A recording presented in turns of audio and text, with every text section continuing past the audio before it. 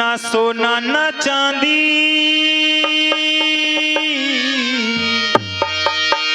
ना सोना ना चांदी, ना धन माल चाहिए। हनुमान हनुमान जैसा बेमिसाल चाहिए। श्री राम जैसा सबको लाल चाहिए। हाँ, श्री राम जैसा सबको लाल चाहिए। हनुमान जैसा हो, हनुमान जैसा बेमिसाल चाहिए।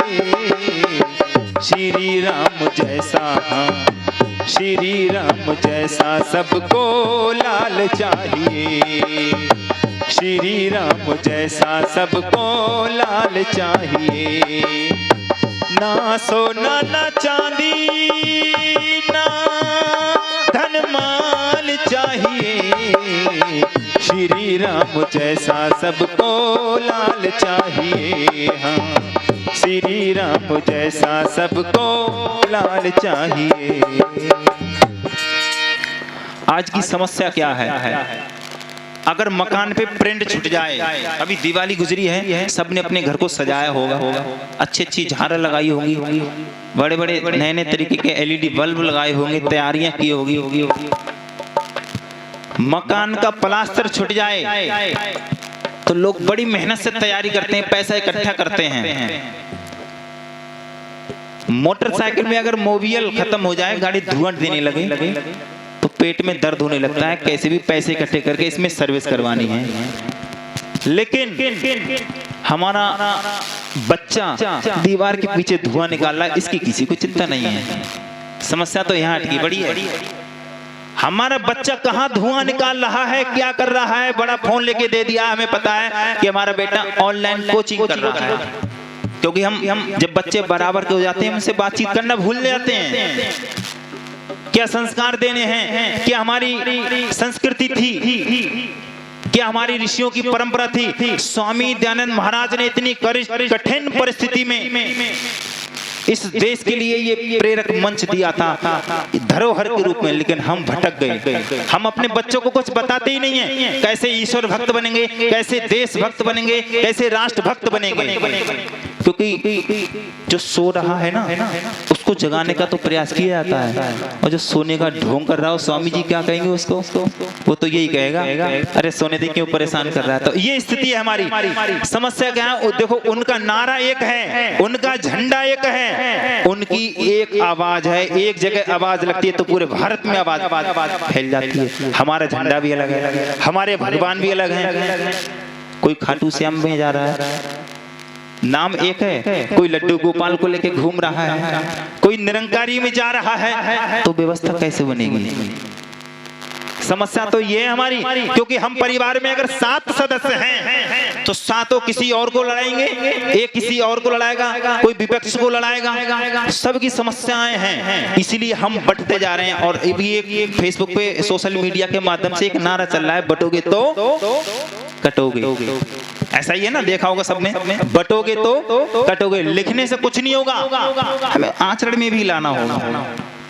धर्म धारण करने की वस्तु है। एक लंबा टीका लगा लेता है कोई बाबा, तो उसको ही धर्म माने बैठा है। कोई इस तरह टीका लगा लेता है, कोई उसको धर्म माने बैठा है। कोई सिर्फ पीले कपड़े पहन लेता है, उसको धर्म माने बैठा है। कोई कपड़े ही नहीं पहनता है, वो भी धर्म मानते हैं, है ना।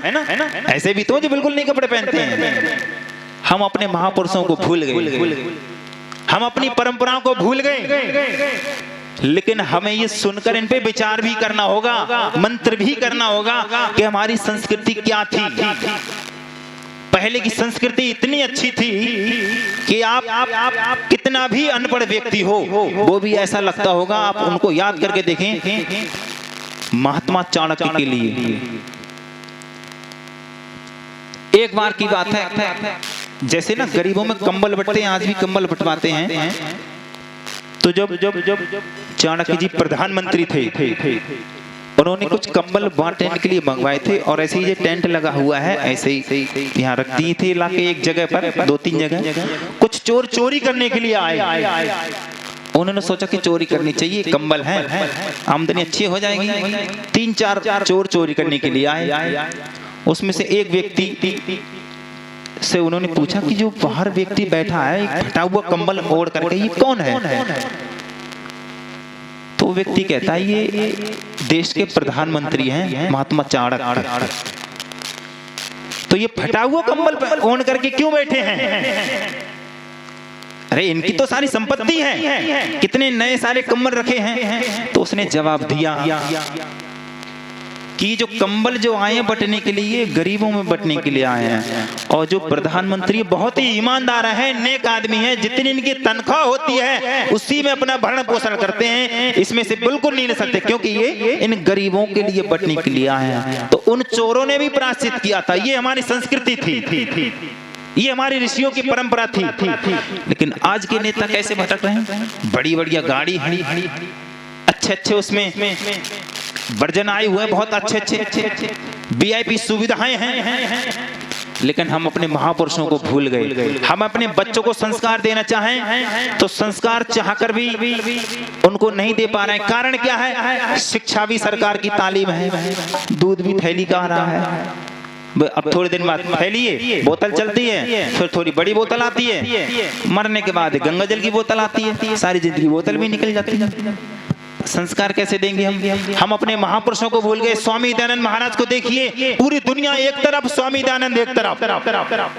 जब उनको जहर दिया गया था ना, यहाँ तक कि बताते हैं, एक पुस्तक है श्रीमद् दयानंद, उसमें ये वर्णन है जब उनको जहर दिया गया था, उनका ट्रीटमेंट चलाया गया था डॉक्टरों के द्वारा। डॉक्टर इलाज करते हैं, कुछ डॉक्टर विपक्ष में दवाइयां दे रहे हैं और अंतिम स्थिति उनकी ये थी कि दिन में 30 से 40 बार लैट्रिन आती थी। लेकिन फिर भी उन्होंने इस देश के लिए अपना सब परिवार छोड़ा। लेकिन हम फिर भी कुछ नहीं ध्यान देते हैं, कुछ याद ही नहीं करते हैं महापुरुषों को। हमें अपनी संस्कृति का नहीं मालूम, हमें अपने ग्रंथ का नहीं मालूम, हमें अपने कल्चर का नहीं मालूम। तो हम अपने बच्चों को कैसे बताएंगे? हम तो यही बताएंगे कि कृष्ण चोर था, छलिया था, राधा उनकी गर्लफ्रेंड थी, ऐसे ही बताए जा रहे हैं। गपोड़े मंच से ऐसे खुले बताए जा रहे हैं। हमारी संस्कृति कैसे बदलेगी? कैसे हम ईश्वर भक्त, देश भक्त, राष्ट्र भक्त, पितृ भक्त कैसे बनेंगे? मर्यादा पुरुषोत्तम को कोई खिलौना थोड़ी नहीं है। मर्यादा पुरुषोत्तम श्री रामचंद्र जी ने पूरे जीवन भर मर्यादा का पालन किया था। प्रजा के लिए सब छोड़ा उन्हें, राजपाट भी छोड़ा।